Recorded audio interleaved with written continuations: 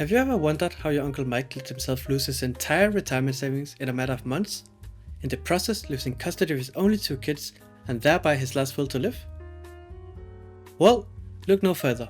Today we're diving into prospect theory, a theory by two psychologists who managed to win a Nobel in economics. First published in 1979 by two American-Israeli psychologists, Daniel Kahneman and Amos Tversky, it's a groundbreaking theory that describes how individuals make decisions under risk. Consider the following scenario. A man walks up to you on the street and offers you two options. Option A is a 50% chance of getting $1,000 and a 50% chance of getting nothing.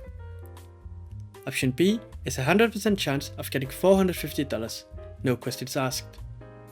Now, which one would you pick? Traditional economic theory states that individuals should calculate the expected value based on probability so that the most profitable and rational choice is always picked. So if option A is picked, that will on average yield $500, whereas option B will always land you $450. Now, Kahneman and Tversky found that the vast majority would choose the certain gain in these kind of scenarios, which is what they dubbed the certainty effect. So even if option B landed you less money on average, more people were still inclined to pick the safe choice when dealing with gain. When facing loss, the exact opposite phenomenon occurred. Consider the same situation, but this time reversed. Option A is a 50% chance of losing $1,000 and a 50% chance of losing nothing, while option B is a 100% chance of losing $450. Following the same logic from the first scenario, individuals should pick the certain loss for most value, but as it turns out, as much as individuals love certain gain, they despise certain loss. So even after calculating the expected value, the majority would still choose the worst option. In a 1981 publication, Kahneman and Tversky added another important element, the framing effect. The framing effect is a cognitive bias that shows how our decisions can be swayed by the way information is presented. It's not just about the content, it's about how that content is worded or structured. Consider this example. You're at a bar and you've been eyeing that cute looking girl standing over there for a while. Suddenly, the god of statistics appears in front of you and tells you that there's a 90% chance that she wants to go home with you and have a pillow fight, or whatever it is that you do. You haven't had a pillow fight in a long time, so you seem super happy and you approach her with a hopeful smile. Now let's rewind about 20 seconds and go back to Johann Carl Friedrich Gauss. And in this case, he tells you that there's a 10% chance that she will turn you down and you will be filled with humiliation and embarrassment. After hearing this, you feel disheartened and continue listening to a bankrupt Uncle Mike talking about puts and Wall Street bets. Both scenarios are the exact same percentages, but you might feel more inclined to approach your soon-to-be soulmate given the first scenario, because it was positively framed.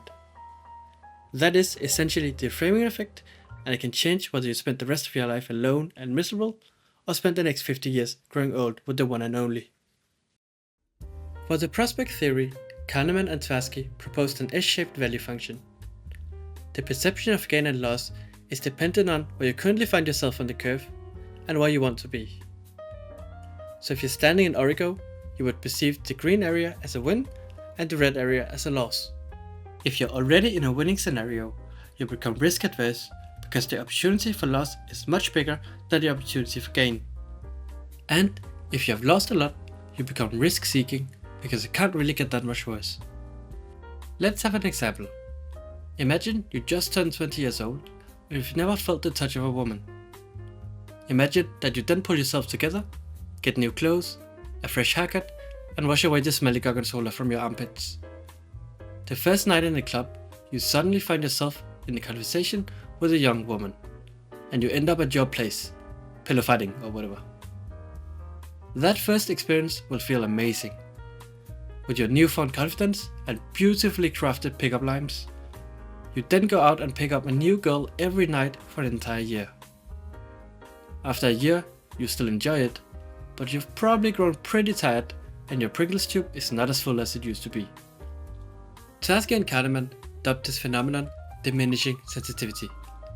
Initially, gains or losses make a big impact, but the addition of more and more, or less and less, will eventually diminish your perception of how bad or good this situation is. Kind of like how Uncle Mike stopped caring after the value of Neo dropped by 80% and he lost his entire 401k.